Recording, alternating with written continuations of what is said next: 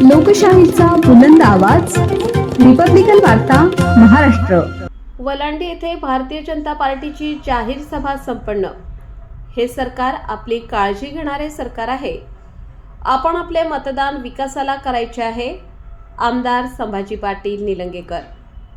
देवणी तालुक्यातील वलांडी येथे शनिवार दिनांक 31 जानेवारी रोजी स्थानिक स्वराज्य संस्थेच्या निवडणुकीच्या प्रचारासाठी वलांडी 2 राजकीय पक्षांच्या सभेचे आयोजन करण्यात आले होते। वंचित बहुजन आघाडीची सभा ही निलंगा उदगीर राज्य मार्गावरील मुख्य चौकात सायंकाळी 6 वाजता आयोजित करण्यात आली होती, तर भारतीय जनता पार्टीची सभा गावातील मुख्य बाजारपेठेत आयोजित करण्यात आली होती। भाजपा सभेला मुख्य प्रवक्ते म्हणून आमदार संभाजी पाटील निलंगेकर यांनी संबोधित केले, तर सभेला भारतीय जनता पार्टीचे प्रदेश सचिव अरविंद पाटील निलंगेकर, जिल्हा परिषद माजी समाज कल्याण सभापती संजय दोर्वे, तालुकाध्यक्ष बिरादार, जिल्हा बँकेचे संचालक भगवान पाटील तळेगावकर, विकास सोसायटी चेअरमन व्यंकटराव पाटील यांच्यासह वलांडी गटाचे उमेदवार उषाबाई पाटील, वलांडी गणाचे बाळासाहेब पाटील, विळेगाव गणाचे विजयकुमार बोरोळे यांच्यासह तालुक्यातील प्रमुख भाजपचे कार्यकर्ते मोठ्या संख्येने उपस्थित होते।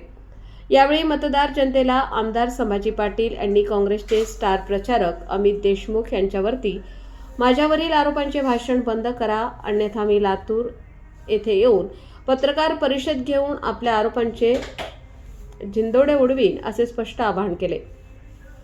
या भागात जागृती साखर कारखान्याला ओंकार साखर कारखाना प्रतिस्पर्धी असल्याने शेतकऱ्यांचा आर्थिक फायदा होऊ लागला। शेतकरी सभासदांना ओंकार कारखाना मोफत साखर वाटप करतो, तर जागृती साखर कारखाना शेतकरी सभासदांना 25 रुपये प्रति किलोने साखर वाटप करतो, असे आरोप त्यांनी देशमुखांवर केले। वलांडी बाजारपेठ ही जिल्ह्यातील 10 मुख्य बाजारपेठेपैकी एक मुख्य बाजारपेठ आहे। मी वलांडीला कृषी उत्पन्न बाजार समिती देणार। जिल्हा परिषदेत आमची सत्ता आल्यास आज मी घोषित करतो की वलांडीचा स्वीकृत सदस्य म्हणून घेणार, असे आवाहन जाहीर सभेत केले। जिल्हा परिषद आमची सत्ता आल्यापासूनच अंगणवाडी इमारतीची निर्मिती झाली। मी सुजाण मतदारांना एकच विनंती करतो की येणाऱ्या 7 तारखेला कमळाच्या चिन्हासमोरील बटन दाबून भारतीय जनता पार्टीच्या 3 उमेदवारांना प्रचंड मताने विजयी करा, अशी आग्रहाची विनंती केली। या सभेचे सूत्रसंचालन प्रशांत पाटील, दवण हिप्परगेकर यांनी केले, तर आभार प्रदर्शन ॲडव्होकेट दत्ता पाटील यांनी मांडले। यावेळी सहाय्यक पोलीस निरीक्षक भीमराव गायकवाड यांच्यासह पोलिसांचा चोख बंदोबस्त होता। जिल्हा परिषद बघितलेली आहे आपण सर्वांनीही। जिल्हा परिषद 2017च्या नंतरची जिल्हा परिषद बघितलेली आहे।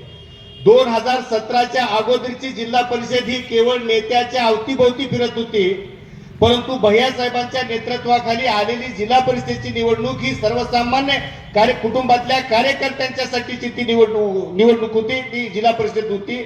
आणि सर्वसामान्य कुटुंबातला कार्यकर्ता जेव्हा सत्तेच्या स्थानावर बसतो तेव्हा विकासाचा दृष्टिकोन आणि विकासाची गंगा कशी आपल्यापर्यंत पोहोचू शकते याचं उत्तम उदाहरण म्हणजे 2017 ते 22 पर्यंतची जिल्हा परिषदेची हा कार्यकाळ आहे।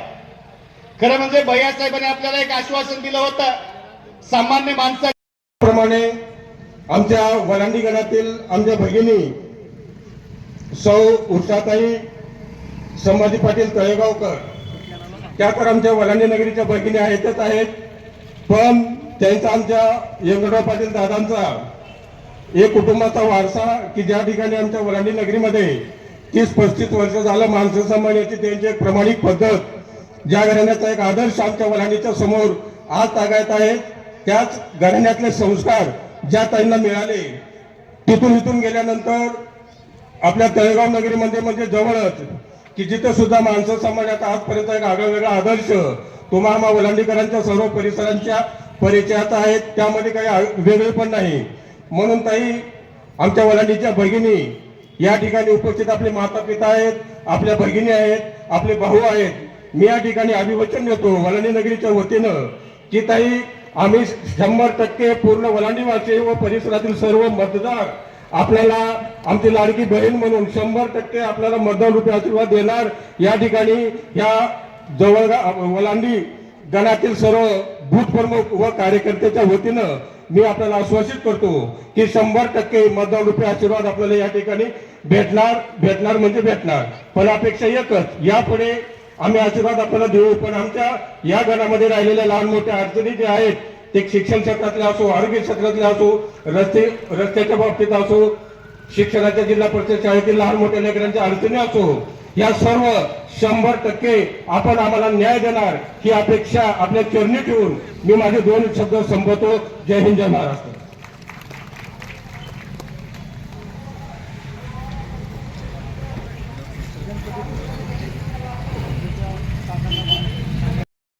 कधी नव्हे ते छोट्या छोट्या जाती रामोशी किती आहेत, बेरड, पारधी, गुरुव, अरे न्हावी समाजाचं महामंडळ ज्याला कोणीच विचारत नव्हतं असे मायक्रो ओबीसी छोट्या छोट्या जातीच्या लोकांना विकासाच्या प्रवाहात आणण्याचं काम भारतीय जनता पार्टीनं केलंय हे विसरता कामा नये.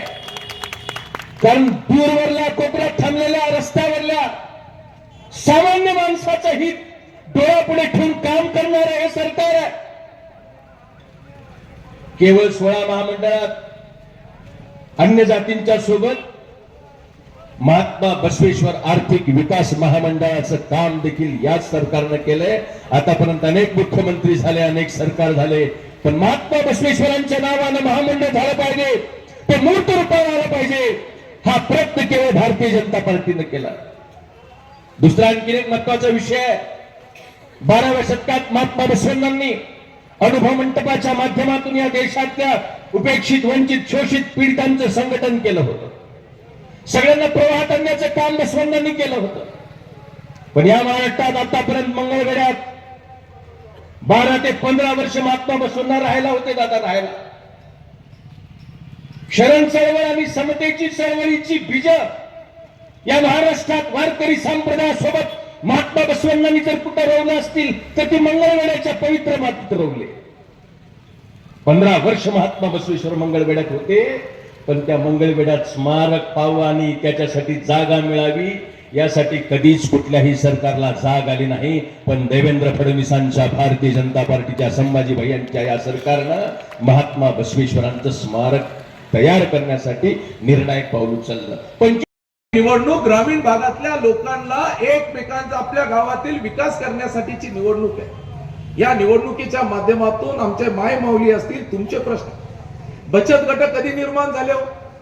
2014च्या नंतर बचत गट निर्माण झाले. 2014च्या पूर्वी काँग्रेसची सत्ता होती, त्यावेळेस 12% व्याजाने ह्यांनी बचत गटाला पैसे द्यायचे, बरोबर आहे?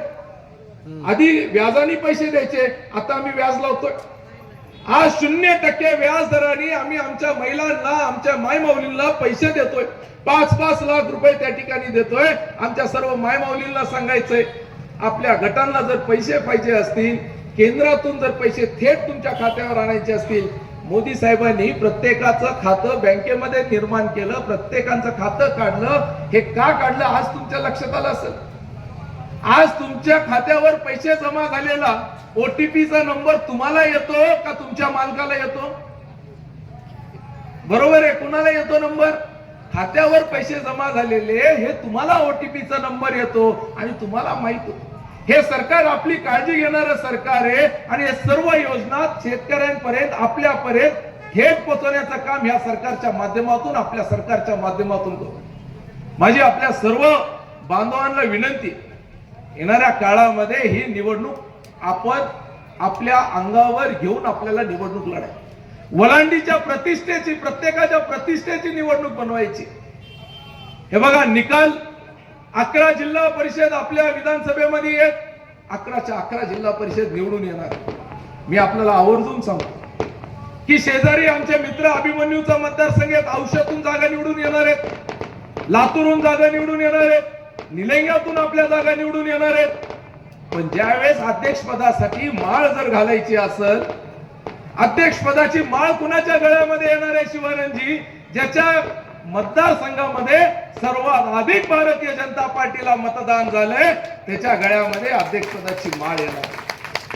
मग हे आपला देवणी तालुका राहायला नको का? आपला विधानसभा राहायला नको का? आपण पास होणार आहे का? पास होणार आहे. पास होणार आहे का? पास होणार आहे. सगळेजण पास होणार आहेत. पण आपली वेगळी ओळख जर निर्माण करायची असेल तर आपल्याला मेरिट मध्ये यावं लागेल. आणि देवणी तालुका म्हणजे काय मंत्री आपला लागतो. आपल्या हक्काचा पालकमंत्री लागतो, आपल्या अधिकारातला पालकमंत्री लागतो आणि तो पालकमंत्री शिवेंद्रराजे. आणि कधी काय होईल सांगता येत नाही. शिवानंदजी, आई तुळजा भवानीच्या आशीर्वादाने आजकाल काही चमत्कार होतात. भारतीय जनता पार्टीमध्ये काम करत असताना मला सांगण्यात आलं की संभाजी तुला थांबायचंय आणि मी आता थांबलोय. थांबल्यावर त्याचा लाभ अधिक होतो. भारतीय जनता पार्टीमध्ये व्यासपीठाच्या मंडळींना सगळ्यांना मला आवर्जून सांगायचं, निश्चितपणे ज्या वेळेस आपल्याला हा लाभ होईल त्याचा जो खेचून आणायचा जो बजेट असेल आपल्यापर्यंत घेऊन येता येईल. माझी सर्व बांधवांना विनंती आहे, आमच्या मायमौलींना विनंती आहे, कुणी काही जरी सांगितलं, कुणी कोणते जरी भूलतापा मारले, आपल्याला मतदान आपल्या विकासासाठी करायचं. निवडणुका म्हटल्यानंतर काँग्रेसवाले भावनिक होऊन आव्हान करतात. त्यांचं आव्हान भावनिक आहे. त्यांनी येतील, त्यांनी तेच सांगतील. स्वर्गीय शिवराज पाटील चाकूरकर साहेबांकडे बघा, स्वर्गीय जमीन फ्री मध्ये दिली नाही, ती जमीन MIDC ला महाराष्ट्र शासनाने 1 रुपयाच्या करारावर दिली आणि ती जागा परत मांजरा युनिटला यांनी रेडी रेकनर प्रमाणे विकत घेतली. म्हणजे 1 रुपयाची जागा यांनी विकत घेतली आणि परत ती शासनाची जागा रेल्वे कोच कारखान्याने ज्यावेळेस परत घेतली तर त्याचा मोबदला देखील रेल्वे कोच कारखाने यांना दिला. म्हणजे सरकारी जमीन असतील, तुमच्या नावाच्या हक्काच्या जमिनी देखील खाल्ले. बँकेमध्ये बँका यांनी वरबडून खाल्ले. सर्वसामान्य माणसाला यांनी म्हणतात, दादा तुम्ही DCC बँकेमध्ये, यांनी म्हणतात आम्ही 5 लाखाचं चालू बाकीदार जो असतो, काय म्हणतात त्याला, चालू खातेदार असेल, त्याचा जो थकीत नसेल त्याला आम्ही 5 लाखाचं बिनव्याजी कर्ज देऊ. एक शेतकरी दाखवा त्याला त्यांनी 5 लाखाचं कर्ज दिले बिनव्याजी. काहीतरी बोलायचं म्हणून बोलायचं. ह्या 5 जे काही व्याज, त्याचं व्याज दर जे ते केंद्र 2% देतं, राज्य सरकार 2% देतं. हे पैसे केंद्र राज्य देत असताना देखील त्यांनी शेतकऱ्यांना कुणालाच आजपर्यंत 5 लाखाचं कर्ज बिनव्याजी दिलं नाही. ह्याची नोंद सर्व शेतकरी बांधवांनी घेणं गरजेचं. या लोकांनी सर्व गोष्टी, जे काही पैसा त्या बँकेमध्ये ठेवण्यात आलेला, हा पैसा त्यांनी काय केलं, बँकेमध्ये ठेवण्यात आलेला पैसा स्वतःच्या युनिटला वापरला. देश ऍग्रो नावाचं एक युनिट तयार केलं आणि देश ऍग्रोच्या नावाने पैसे वाटप केले. पैसे कुणाचे, शेतकऱ्याचे. जागृतीचं युनिट यांनी इथं शेजारी उभा केलं. पैसे कुणाचे, शेतकऱ्याचे. व्याज कोण भरलं, शेतकऱ्यांनी पैसे व्याज भरले आणि त्याचा मोबदला कोण घेतोय, हे लोक घेतात. डिव्हिडंड शेतकऱ्यांना दिले का? एक शेतकरी ज्यांनी जागृतीचा शेअर्स घेतलाय त्या शेतकऱ्यांनी हात वर करून सांगावं की कारखान्याने आम्हाला डिव्हिडंड दिलंय. जे लोक कारखान्याच्या माध्यमातून, बँकेच्या माध्यमातून शेतकऱ्यांना अनेक वर्ष लुटत आले, हे लोक येऊन भ्रष्टाचाराची गप्पा करतात. माझं जाहीर आव्हान आहे, आम्ही देखील कारखाना चालवतो. कारखान्यामध्ये आमच्या गाड्या येतात, उसाच्या गाड्या येतात. आमच्या गाड्यांनी कुठेही जिल्ह्यामध्ये असेल, जिल्ह्याच्या बाहेर असेल, उसाच्या गाड्याचं वजन करायचं, स्लिप आणायची आणि तुम्ही तिथं आमचं स्लिप ते वजन काट्यावर चेक करायचं. या लोकांनी ह्यांच्या आयुष्यभरामध्ये ह्यांच्या कारखान्यावर, ह्यांनी शेतकऱ्यांच्या उसामध्ये काटा मारून जगणाऱ्या लोक ह्यांनी संभाजी पाटीलवर बोलतात. ह्याला लाजा वाटायला पाहिजे. आम्ही यांची निश्चितपणे ह्यांचे बँकेची चौकशी लावल, प्रत्येक गोष्टीची चौकशी लावल. शेतकऱ्यांच्या उसामध्ये काटा मारून चालणाऱ्या लोकांनी आम्हाला भाषा करायच्या भानगडीत जाऊ नये. इथं बसणारा शेतकरी आहे, या शेतकऱ्यांना आपण विचारा की कधी तुम्हाला काट्याच्या जवळ जाऊ दिलंय आणि बाहेरच्या काट्याची स्लिप कधी त्यांनी मान्य केली आहे? कधी स्लिप मान्य करत नाहीत, बाहेरच्या काट्याची स्लिप मान्य करत नाहीत. हे लोक तुम्हाला आपला विकास करणार आहेत? ह्याला अधिकार नाहीये. आम्ही प्रामाणिकपणे या भागाचा लोकप्रतिनिधी म्हणून काम करत असताना रस्ते, नाली, महिला, आमच्या जे काही आमच्या माय माऊली ज्या माध्यमातून शिक्षण व्यवस्था, हा जिल्हा परिषदचा निधी तुमच्यापर्यंत आणण्याचं काम आपण केलेलं आहे. माझी आपल्या सर्वांना विनंती आहे की येणाऱ्या काळामध्ये आपण मतदान करत असताना विकासाच्या मुद्द्यावर कुणीतरी भावनिक होऊन आपल्याकडे मतदान माग. रिपब्लिकन वार्तासाठी लातूर जिल्हा प्रतिनिधी Sagir Momin. Subscribe now and press the bell icon. Never miss an update.